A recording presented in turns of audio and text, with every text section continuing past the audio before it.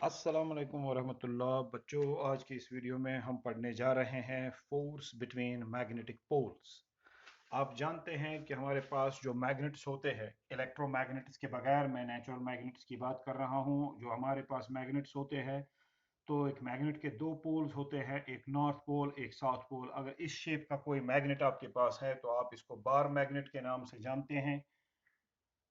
Bar magnet इस तरह से एक रॉड जैसा होता है और इसके दो एंड्स जो सिरे जो होते हैं, यही मैग्नेटिक पोल्स होते हैं, north pole and south pole. Magnet की कई शेप्स हो सकती हैं। आप जानते हैं कि एक यू शेप या इस शेप का एक मैग्नेट हो सकता है जिसके ये पोल्स हो सकते हैं, ये नॉर्थ पोल ये साउथ पोल मान लीजिए। तो यहाँ पर मैग्नेटिक फील्ड लाइंस जो हैं वो इस तरह से नॉर्थ पोल से निकल कर साउथ पोल की तरफ ऐसे जाती है। ये जो बीच वाला स्पेस होता है, बीच वाली जो जगह होती है, बीच वाले एरिया में हम मानते हैं कि इसमें यूनिफॉर्म मैग्नेटिक फील्ड होता है। इस शेप के मैग्नेट को आप हॉर्स शू मैग्नेट भी कहते हैं, हॉर्स शू मैग्नेट। ठीक है, क्योंकि ये हॉर्स शू की शेप जैसा है इसकी शेप, और ये बार मैग्नेट है। ये मैग्नेट्स आप आमतौर पर हम लोगों को देखने को मिलते हैं जिनके साथ हम लेबोरेटरीज में अभी डील करते हैं। बहरहाल और भी शेप्स हो सकती हैं मैग्नेटिस की, हम यहाँ पर इंटरेस्टेड नहीं हैं मैग्नेटिस की शेप्स को डिस्कस करने के लिए। लेकिन यहाँ पर हम फोर्स बिटवीन मैग्नेटिक पोल्स जो है इन पर ज़रूर बात करना चाहेंगे। आप जानते हैं कि अगर हमारे पास दो चार्जेस हो रेस्ट में, मान लीजिए Q1 एंड Q2, आप जानते हैं कि इनके दरमियान एक इलेक्ट्रोस्टैटिक फोर्स होता है। If these two charges are separated by some distance r, then we know that there is some electrostatic force between these two charges, जो कूलम ने हमें मेजर करके दिया। और Coulombian force between two charges, for two like charges this force is repulsive, and for two unlike charges this force is attractive। whether the force is repulsive or attractive, चाहे ये repulsive हो या attractive हो, हम इस force को कैसे measure करते हैं?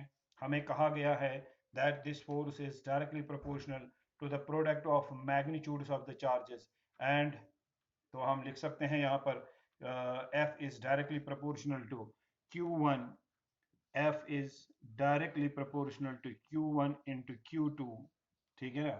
And F is inversely proportional to R square, that is it is inversely proportional to the square of the distance between the two charges। आगे जब हम बढ़ते हैं तो हमें इसका एक मैथमेटिकल फॉर्म मिलता है, और वो मैथमेटिकल फॉर्म है F is proportional to Q1 Q2। ये मुझे कहने की ज़रूरत तो नहीं है, आप सब जानते हैं इस चीज़ को। और यहाँ पर एक कांस्टेंट ऑफ प्रोपोर्शनलिटी लगता है जिसको कोलम्बस कांस्टेंट भी कहा जाता है, की। और इस की जो है, इस के वैल्यूज मीडियम पर डिपेंड करते हैं। और हम जनरली के का वैल्यू कैसे लिखते हैं? के हम लिखते हैं 1/4 pi epsilon not for air और वैक्यूम। फिर हम लिखते हैं Q1 Q2 divide by r square. तो ये जो फोर्स का एक्सप्रेशन है, ये हम जानते हैं कि ये फोर्स का एक्सप्रेशन किस लिए है। ये दो चार्जेस के लिए है जो रेस्ट में हो, तो उनके दरमियान जो फोर्स होता है वो ऐसे हम मेजर करते हैं कूलम्स लॉ से। ठीक इसी तरह से कूलम ने हमें लॉ दे दिया, ये भी कूलम्बियन लॉ है, लेकिन अब ये दो चार्जेस के दरमियान चार्जेस के लिए नहीं कहा गया। अब ये लॉ जो है ये दो मैग्नेट्स के पोल्स के लिए कहा गया है। मिसाल के तौर पर अगर आपके पास दो मैग्नेट्स हो, फॉर एग्जांपल ये एक बार मैग्नेट है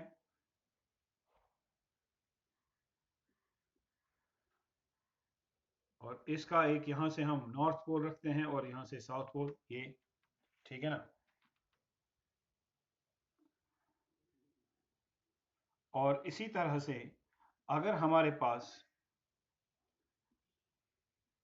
एक दूसरा बार मैग्नेट भी है, और मान लीजिए उसका भी एक पोल जो है वो इस तरफ हम रखेंगे, तो अगर ये आपने नॉर्थ रखा है और ये साउथ, आपको पता है कि these two poles will repel because like poles will repel and unlike poles will attract each other, ठीक है कि नहीं? अब कूलम ने हमें इसके लिए भी एक लॉ कहा। मान लीजिए इन दो पोल्स के दरमियान जो डिस्टेंस है, suppose that distance is r. अब कूलम हमें क्या कहता है? वो कहता है कि भाई इनके दरमियान जो ये फोर्स ऑफ रिपल्शन है, या अगर यहाँ से साउथ पोल होता, यहाँ से नॉर्थ होता, तब इस यहाँ पर अगर साउथ होता तो ये नॉर्थ और साउथ को अट्रैक्ट करता, तब उनके दरमियान क्या होता? उनके दरमियान तब फोर्स ऑफ अट्रैक्शन होता। अभी यहाँ भी नॉर्थ है, यहाँ भी नॉर्थ है, तो फोर्स ऑफ रिपल्शन होगा, ठीक है कि नहीं। तो फोर्स ऑफ अट्रैक्शन हो बिटवीन टू अनलाइक पोल्स या फोर्स ऑफ रिपल्शन हो between two like poles, Coulomb ने इस force of attraction and force of repulsion between poles of magnets जो है उसको बिटवीन टू लाइक और two unlike poles of magnets, इस चीज को भी, इस फोर्स को भी कूलम ने मेजर करके दिया अपने लॉ में, जिसको हम कहते हैं Coulomb's law for magnetic poles. यानी जिस तरह से आपके पास कूलम्स लॉ है फॉर इलेक्ट्रिक चार्जेस, उसी तरह से आपके पास है Coulomb's law for magnetic poles, या आप इसको कूलम्स लॉ इन मैग्नेटिज्म भी कहते हैं, कूलम्स लॉ इन मैग्नेटिज्म। और वो जो उन्होंने पहले दिया था चार्जेस के बारे में, वो बन जाता है कूलम्स लॉ इन इलेक्ट्रोस्टैटिक्स। अब मैग्नेटिज्म में जब हम कूलम्स लॉ कहते हैं तो वो कैसे कहते हैं, यहां पर वो कहा जाता है कि भाई द फोर्स ऑफ अट्रैक्शन और repulsion between two poles of magnets is directly proportional to the product of their pole strengths. What is a pole strength? तो यहाँ पर पहले बात होनी चाहिए pole strength पर, फिर क्योंकि यहाँ फोर्स डायरेक्टली प्रोपोर्शनल है not to the product of charges, क्योंकि चार्जेस की तो यहाँ पर बात ही नहीं है। यहाँ पर जो इन दोनों दो पोल्स के दरमियान फोर्स ऑफ रिपल्शन होगा, अगर ये अनलाइक पोल्स होते तो फोर्स ऑफ अट्रैक्शन होता, तो वो फोर्स ऑफ रिपल्शन या अट्रैक्शन जो भी है वो डायरेक्टली प्रोपोर्शनल है to the product of pole strengths of these magnets. अब पोल स्ट्रेंथ का मतलब क्या है कि ये मैं पहले वीडियो में भी बोल चुका हूं, अगर आपने उसको मिस किया है तो मैं यहाँ पर कहूंगा थोड़ा सा फिर से। अभी पोल स्ट्रेंथ को आप आगे भी मैथमेटिकली भी हम इसको डिफाइन करेंगे, एक मैथमेटिकल छोटी सी एक्सप्रेशन से इसकी डेफिनेशन हमें मिलेगी। लेकिन फिलहाल आप ये जानते हैं कि एक मैग्नेट के नॉर्थ पोल से मैग्नेटिक फील्ड लाइंस निकल आती हैं, और वो मैग्नेटिक फील्ड लाइंस शाबाश क्लोज्ड लूप्स बना के जाती हैं और साउथ पोल में से एंटर होती हैं। एक मैग्नेट के किसी पोल में से जितनी मैग्नेटिक फील्ड लाइंस निकल सकती हो, the number of field lines emerging out of a pole of a magnet, और उतनी ही लाइंस फिर वो वहां साउथ पोल में एंटर हो जाएंगी। लेकिन फिलहाल हम यहाँ कर कहेंगे कि द मैग्नेटिक फील्ड लाइंस, जब हमने मैग्नेटिक फील्ड लाइंस के बारे में पढ़ा तो हमने वहां पर ये देख लिया, ये जान लिया, एक एजम्पशन के तौर पर कन्वीनियंस के लिए हमने ये देख लिया कि ये माना जाता है that it appears as if the magnetic field lines they appear to be coming out of the magnetic field lines appear to be coming out of the north pole of a magnet and enter the south pole. Magnetic field lines को माना जाता है कि ये north pole से बाहर आती हैं और एंटर होती हैं साउथ पोल में से। अब जितनी फील्ड लाइंस किसी मैग्नेटिक पोल में से बाहर आती हैं तो वो उसकी पोल स्ट्रेंथ कहलाती है। यानी ज्यादा फील्ड लाइंस निकल आए, कोई मैग्नेटिक पोल ज्यादा फील्ड लाइंस दे दें तो उसकी पोल स्ट्रेंथ ज्यादा है, किसी में से कम ही दे निकले फील्ड लाइंस तो उसकी पोल स्ट्रेंथ कम होगी, ठीक है। तो इसका मतलब जब ज्यादा फील्ड लाइंस निकल आएंगी, सपोज यहाँ पर एक आयरन फिलिंग है, अगर ज्यादा फील्ड लाइंस यहाँ से निकल आती हैं तो इस आयरन फिलिंग को ज्यादा फील्ड लाइंस क्रॉस कर सकती हैं, तो इसका मतलब ये हुआ कि इस आयरन फिलिंग पर ज्यादा फोर्स होगा इस पोल की वजह से, क्योंकि ज्यादा फील्ड लाइंस इस तक पहुंच रही है। अगर ये नॉर्थ पोल कम ही फील्ड लाइंस देता तो इस तक भी ज्यादा फील्ड लाइंस नहीं पहुंचती, तो इस पर फोर्स ऑफ अट्रैक्शन कम हो जाता। तो जितना पोल स्ट्रेंथ ज्यादा होता है उतना ही वो मैग्नेटिक पोल ज्यादा स्ट्रांगली एक फेरोमैग्नेटिक सबस्टेंस को अट्रैक्ट कर सकता है। यानी जिस सबस्टेंस के ऊपर इसका अट्रैक्शन फील होता है, आयरन का टुकड़ा मान लीजिए, अगर एक आयरन की फिलिंग पर इसका अट्रैक्शन फील होता है तो वो अट्रैक्शन तभी ज्यादा होगा जब इस मैग्नेट की पोल स्ट्रेंथ ज्यादा होगी। अगर मैं इस आयरन फिलिंग को पिछले वीडियो में मैं बताया है दो मैग्नेट्स से इक्वी डिस्टेंट रखता हूं, मान लीजिए मैं इस आयरन फिलिंग को यहां पर रखता हूं, अब इस आयरन फिलिंग को ये भी अट्रैक्ट करेगा नॉर्थ पोल और इसका नॉर्थ पोल भी अट्रैक्ट करेगा।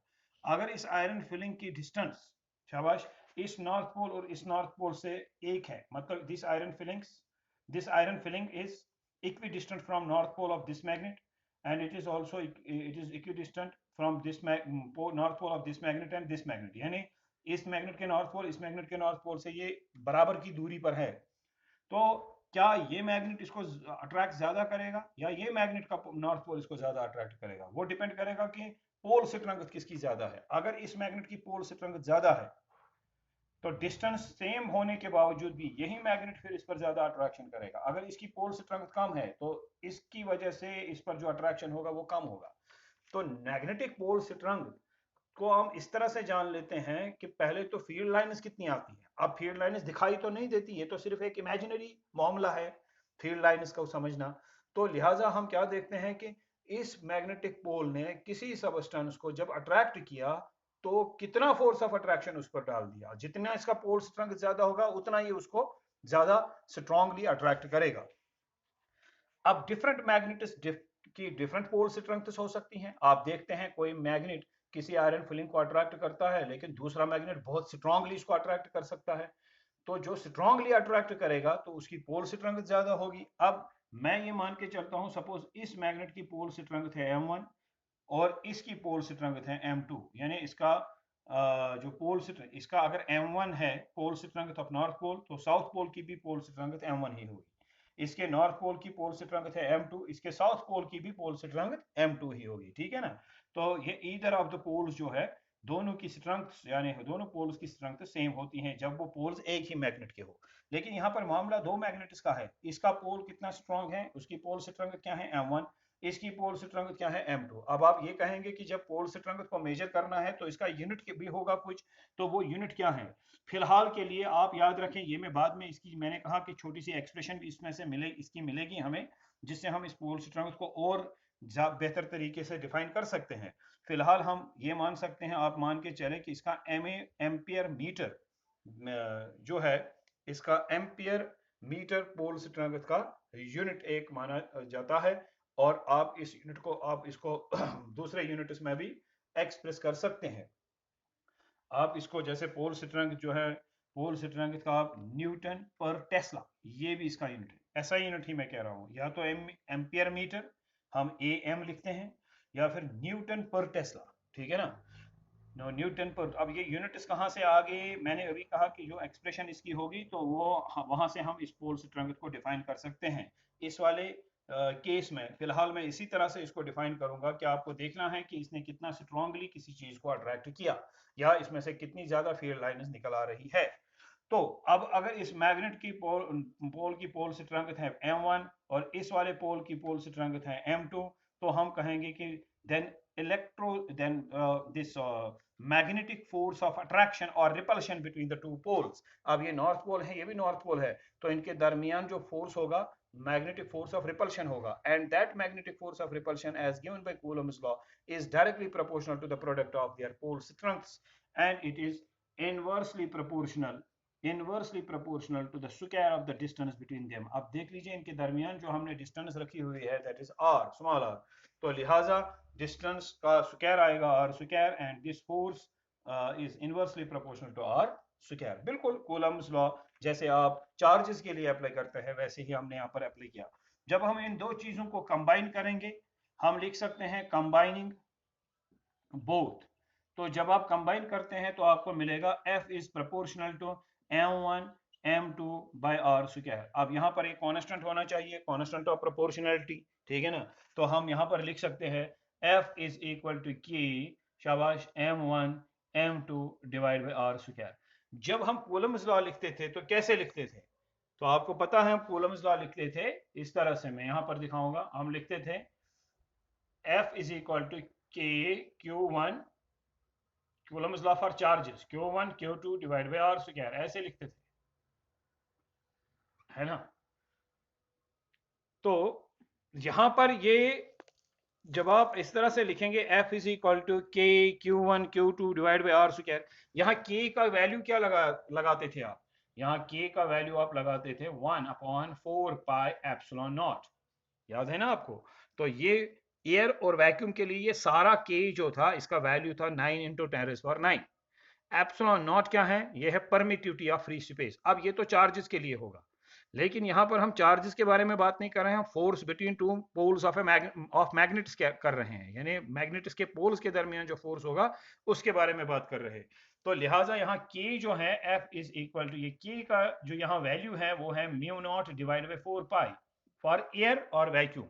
यहाँ एयर और वैक्यूम के लिए ये के जो है 1/4πε0। यहाँ एयर और वैक्यूम जिसको आप फ्री स्पेस भी कहेंगे, इसका के का वैल्यू आएगा म्यू नॉट डिवाइड बाई 4π, फिर m1 m2 divide by r square. What is mu naught? Permeability of free space. और म्यू नॉट का क्या वैल्यू है जरा बताइए? Mu naught is 4π into 10⁻⁻7। अगर आप म्यू नॉट की वैल्यू यहाँ पर सब्स्टिट्यूट करेंगे 4π इंटू 10⁻⁻7, वहाँ 4π कैंसिल होगा, बचेगा खाली 10⁻⁻7। ठीक है, m1 m2 divide by r square. लेकिन लॉ को इस फॉर्म में लिखा जाता है where mu naught is the permeability of free space. अगर आप फ्री स्पेस में यानी एयर और वैक्यूम में अगर आप दो मैग्नेट्स को रखते हैं, उनके पोल स्ट्रेंथ्स अगर हैं m1 एंड m2, तो उनके दरमियान अगर पोल्स के दरमियान डिस्टेंस है r, तो वो दो पोल्स अगर लाइक पोल्स हैं तब वो इतने फोर्स से रिपल करेंगे, अगर वो अनलाइक पोल्स हैं तो वो इतने फोर्स से अट्रैक्ट करेंगे। ये कूलम्स लॉ या Coulombian force between poles of magnets बन जाता है, जिस तरह से कूलम्स लॉ बनता है हमारे पास बिटवीन टू चार्जेस। तो लिहाजा अगर हम कूलम्स लॉ स्टेट करें मैग्नेटिक पोल्स के लिए तो कैसे स्टेट करेंगे? हम ये करेंगे the magnetic force of attraction और repulsion between two unlike or like poles respectively of magnets is directly proportional to the product of their pole strengths and inversely proportional to the square of the distance between them। इस statement को हम याद रखेंगे। ये Coulomb's law बनता है magnetic poles के लिए, और इस तरीके से हम जो कूलम्स लॉ है मैथमेटिकल फॉर्म इसका ये बनता है मैग्नेटिक पोल्स के लिए। ठीक है कि नहीं? आगे बढ़ते हैं। आप जानते हैं कि मान लीजिए इस तरह से हम करते हैं, ये मैं रब कर सकता हूं अभी। देखिए, आप जानते हैं कि अगर आपके पास एक यूनिफॉर्म इलेक्ट्रिक फील्ड है, अगर उस यूनिफॉर्म इलेक्ट्रिक फील्ड की स्ट्रेंथ है E, अगर आप यहाँ पर एक चार्ज रखते हैं और वो चार्ज है मान लीजिए Q, ठीक है, इस Q पर क्या एग्जर्ट होगा? फोर्स होगा। किस इलेक्ट्रिक फील्ड में रखने से इस पर फोर्स एग्जर्ट होता है, और वो फोर्स किसके बराबर होता है? आप जानते हैं Q इंटू E। आप इस E को लिख सकते हैं E is equal to F divide by Q। यानी किसी भी पॉइंट पर अगर आप इलेक्ट्रिक फील्ड स्ट्रेंथ मेजर करना चाहें तो वो स्ट्रेंथ मेजर होगी फोर्स पर यूनिट चार्ज। इसी तरह से अगर आपके पास पहले ही एक मैग्नेटिक फील्ड है मान लीजिए, और ये एक यूनिफॉर्म मैग्नेटिक फील्ड है, अब आपके पास इलेक्ट्रिक फील्ड के बदले क्या है? एक यूनिफॉर्म मैग्नेटिक फील्ड जिसकी स्ट्रेंथ B है। अब मान लीजिए इस मैग्नेटिक फील्ड में आपने एक मैग्नेट को रखा, और उस मैग्नेट का एक पोल मान लीजिए इस तरह से, उस मैग्नेट का ये पोल आ गया इस मैग्नेटिक फील्ड में, और इस मान लीजिए ये नॉर्थ पोल है। ठीक है, अब इस नॉर्थ पोल के मैग्नेट का कुछ ना कुछ साउथ पोल तो इसका यहां से है, तो मान लीजिए इस नॉर्थ पोल के मैग्नेट पर जब आपने इसको मैग्नेटिक फील्ड में रखा, जब आपने चार्ज को रखा था इलेक्ट्रिक फील्ड में, चार्ज पर क्या एग्जर्ट हो गया? फोर्स। अब इस तरीके से अगर आप मैग्नेटिक फील्ड में रखेंगे किसको? एक मैग्नेटिक पोल को, जिस तरह से चार्ज अपने आप पर फोर्स एक्सपीरियंस करता है इलेक्ट्रिक फील्ड में, इसी तरह से ये मैग्नेटिक पोल अपने आप पर फोर्स एक्सपीरियंस करेगा किसमें? मैग्नेटिक फील्ड में। और इसका फोर्स कितना होगा? वो होगा F। जरा बताइए, इलेक्ट्रिक फील्ड में आपने कितना फोर्स देखा? Q into E। अब मैग्नेटिक फील्ड में ये पोल ऑफ मैग्नेट जो है कितना फोर्स अपने आप पर फील करेगा? F is equal to Q तो नहीं है, यहाँ पर Q के बदले क्या है? M, pole strength M। ठीक है ना? इंटू E, E तो नहीं है, उसके बदले है मैग्नेटिक फील्ड स्ट्रेंथ B। तो लिहाजा F is equal to Q into E के बदले यहां पर आपको मिलेगा F is equal to M into B। इसका मतलब ये हुआ, अगर किसी भी यूनिफॉर्म मैग्नेटिक फील्ड में, अगर हम किसी भी मैग्नेटिक फील्ड में किसी मैग्नेट को रखते हैं, उसके पोल पर जो फोर्स होता है वो फोर्स कितना होता है? वो होता है M इंटू B। ये बिल्कुल उसी तरह से है जिस तरह एक चार्ज पर इलेक्ट्रिक फील्ड में फोर्स होता है, और वो फोर्स कितना होता है? Q into E। अब जरा बताइए ये M किसके बराबर आएगा? ये M आएगा F डिवाइड बाई B। तो यहां पर आप पोल स्ट्रेंथ को डिफाइन कर सकते हैं। ठीक है ना? अगर B मैग्नेटिक फील्ड 1 टेस्ला है, क्योंकि Tesla is the SI unit of magnetic field, या तो टेस्लाज में मैग्नेटिक फील्ड को हम मेजर करेंगे या फिर वेबर पर मीटर स्क्वायर में, और 1 weber, suppose B, if B is equal to 1 Tesla और 1 वेबर पर मीटर स्क्वायर, इसको हम सिंपली लिखते हैं इस तरह से 1 वेबर WB पर मीटर स्क्वायर, इस तरह से। दरअसल टेस्ला साइंटिस्ट का नाम है, वेबर भी साइंटिस्ट का नाम है, तो ऐसा यूनिट रखा गया है। या तो टेस्ला बोलिए, मैग्नेटिक फील्ड टेस्लाज में ऐसा यूनिट इसमें एक्सप्रेस किया जाता है, 1 टेस्ला, 2 टेस्ला, 0.01 टेस्ला, कुछ भी। और या फिर वेबर पर मीटर स्क्वायर, ठीक है। वेबर पर मीटर स्क्वायर को शॉर्ट फॉर्म में हम लिखते हैं 1 W, या 1 वेबर पर मीटर स्क्वायर, इसको लिखेंगे 1 WB मीटर स्क्वायर। 1 टेस्ला को भी शॉर्ट फॉर्म में लिख सकते हैं 1 और capital T, that means 1 Tesla. अब मान लीजिए ये जो मैग्नेटिक फील्ड है इसकी स्थिरांक है 1 टेस्ला, तो हमने लिखा if B is equal to 1 tesla या 1 वेबर पर मीटर स्क्वायर, या इस तरह से लिखें, ठीक है कि नहीं। तो फिर ये m किसके बराबर आएगा, तो अब ये m आएगा, शाबाश, then this m will be equal to f। ये m डायरेक्टली किसके बराबर आ गया, फिर f। यहां पर क्यों लिखे हम भाई, हम यहां पर ही लिखेंगे देन। तो ये if b is equal to this, then m is equal to f। अब मैग्नेटिक पोल स्थिरांक को आप डिफाइन कर सकते हैं इस छोटी सी एक्सप्रेशन से। कैसे? द मैग्नेटिक पोल स्थिरांक of a magnet is defined as the force experienced by it in a uniform magnetic field or in a magnetic field of unit स्थिरांक। शाबाश, जितना फोर्स एक मैग्नेटिक पोल अपने आप पर फील करेगा जब उसको एक मैग्नेट एक्सटर्नल मैग्नेटिक फील्ड में रखा जाए जिसकी स्थिरांक 1 टेस्ला हो, यूनिट मैग्नेटिक फील्ड। अगर यूनिट मैग्नेटिक फील्ड वाली स्थिरांक के मैग्नेटिक फील्ड में, फिर से सुनिए, अगर यूनिट मैग्नेटिक फील्ड यानी 1 टेस्ला मैग्नेटिक फील्ड, एक यूनिट को ले लीजिए फिलहाल, ऐसा यूनिट ही टेस्ला, ठीक है। एक यूनिट मैग्नेटिक फील्ड, एक यूनिट उस मैग्नेटिक फील्ड में जिसकी स्थिरांक यूनिट है, यानी जिसकी स्थिरांक मान लीजिए 1 टेस्ला है, अगर उसमें किसी मैग्नेटिक पोल को रखा जाए, जितना वो अपने आप पर, वो मैग्नेटिक पोल जितना अपने आप पर फोर्स फील करेगा एक यूनिट मैग्नेटिक फील्ड में रहने के बाद, जिस मैग्नेटिक फील्ड की स्थिरांक यूनिट होगी 1 टेस्ला होगी, उसमें जितना फोर्स अपने आप पर कोई मैग्नेटिक पोल जितना अपने आप पर फोर्स फील करेगा, उतनी ही उस मैग्नेटिक पोल की पोल स्थिरांक होगी। फिर एक बार समझते हैं, एक मैग्नेटिक पोल को किसी मैग्नेटिक फील्ड में रखें, एक यूनिट स्थिरांक वाले मैग्नेटिक फील्ड में जितना ये मैग्नेटिक पोल अपने आप पर फोर्स फील करता है, एक्सपीरियंस करता है, वही इसकी पोल स्थिरांक है। द पोल स्थिरांक, मैं डेफिनेशन अब बताने जा रहा हूं। द पोल स्थिरांक of a magnet is defined as the force experienced by its magnetic pole.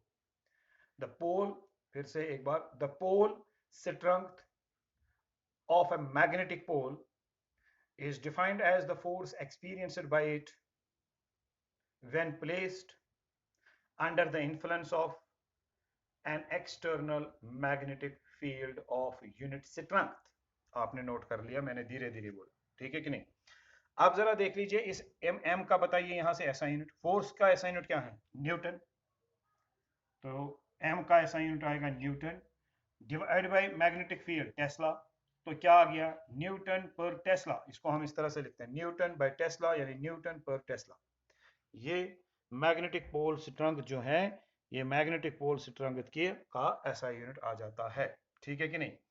तो आज हमने इस लॉ को देख लिया जो कोलम्ब का लॉ है मैग्नेटिक पोल्स के लिए, और साथ ही में हमने मैग्नेटिक पोल स्थिरांक के बारे में भी बात की। तो मेरे ख्याल से इस वीडियो में इतना ही, क्योंकि आगे जो चीज़ है वो इस पर अब और डिपेंड करेगी कि इतना आप समझ लिया तो इस चीज़ को हमें आगे वाली इसमें वीडियो में अप्लाई करना होगा। Thank you very much.